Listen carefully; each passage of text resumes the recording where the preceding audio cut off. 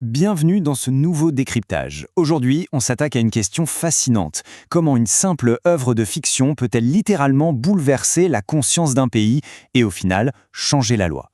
On a souvent tendance à sous-estimer l'impact de la littérature sur le monde réel, mais l'histoire que nous allons dérouler ensemble prouve que les mots ont un pouvoir bien tangible. Un pouvoir capable de détruire des échafaudages. Première partie. La France en 1829, la sombre réalité du spectacle public. Faisons un saut dans le temps. On est au cœur de Paris, sur la place de Grève, en 1829. À cette époque, la peine de mort est non seulement courante, mais c'est surtout un événement public.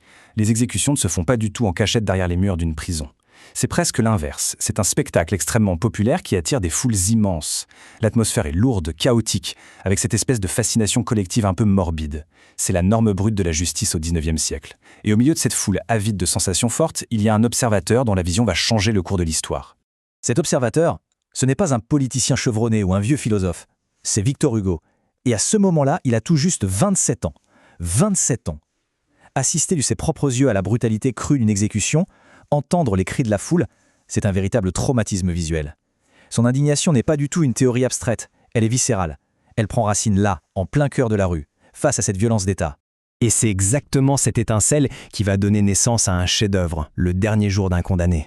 Ce n'est pas juste un roman de plus, c'est un livre né directement de cette horreur personnelle. Le but d'Hugo, c'est de forcer la société à arrêter de détourner le regard.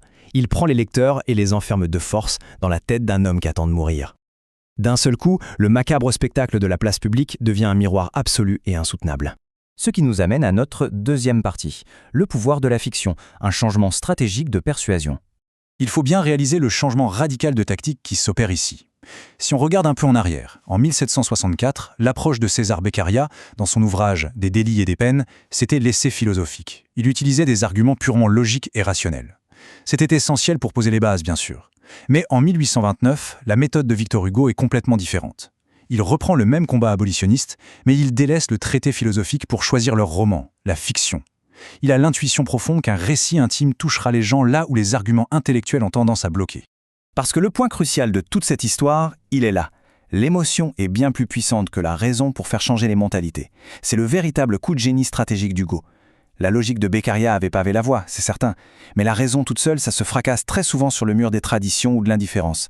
Hugo sait que pour faire tomber une loi aussi brutale, la société doit d'abord ressentir un profond rejet de l'intérieur. Activer l'empathie, c'est la véritable clé. Passons maintenant à la troisième partie, un héritage historique, le long chemin vers l'abolition. Si on met tout ça sur une ligne du temps, c'est d'ailleurs assez vertigineux. 1764, on pose la théorie avec Beccaria. 1829, on amène le grand choc émotionnel avec Victor Hugo. Et ensuite, il faudra attendre 1981 pour que la France abolisse officiellement la peine de mort. 150 ans. C'est un gouffre énorme. Ça montre bien à quel point c'est difficile de faire évoluer en profondeur les structures d'une société. La littérature agit comme une graine souterraine qui met des décennies à germer avant que le système légal ne finisse enfin par s'aligner. Ce triomphe juridique final, en 1981, on le doit au président François Mitterrand et surtout à son ministre de la Justice, Robert Badinter, qui a porté la loi avec une ferveur incroyable. Bien sûr, Victor Hugo n'était plus là pour assister à cette victoire. Mais, et c'est un détail absolument majestueux, lors de son fameux discours à l'Assemblée nationale, Robert Badinter a très précisément cité les mots de Victor Hugo. L'indignation de ce jeune homme de 27 ans a résonné dans l'hémicycle un siècle et demi plus tard pour finalement gagner le combat. Au final, tout cela nous laisse une grande leçon. L'art ne se crée jamais en vase clos. Il façonne littéralement notre conscience collective à travers les siècles.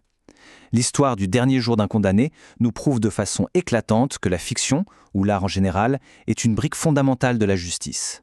Sans cette empathie générée par la culture pour changer notre perception de ce qui est cruel ou inacceptable, le travail des législateurs serait quasiment impossible. Alors pour clore cette analyse, il y a une vraie question à garder en tête. L'émotion est-elle toujours la clé pour changer la loi ? Est-ce qu'on peut vraiment transformer notre société juste avec des rapports froids, des débats rationnels et des statistiques, ou est-ce qu'on a fondamentalement besoin d'histoires captivantes pour réveiller notre humanité ? C'est une réflexion cruciale pour appréhender tous les grands débats de notre époque. Le chemin vers la justice, bien souvent, commence par le cœur. Merci d'avoir suivi ce décryptage avec nous et à très vite pour une nouvelle plongée au cœur de nos sources.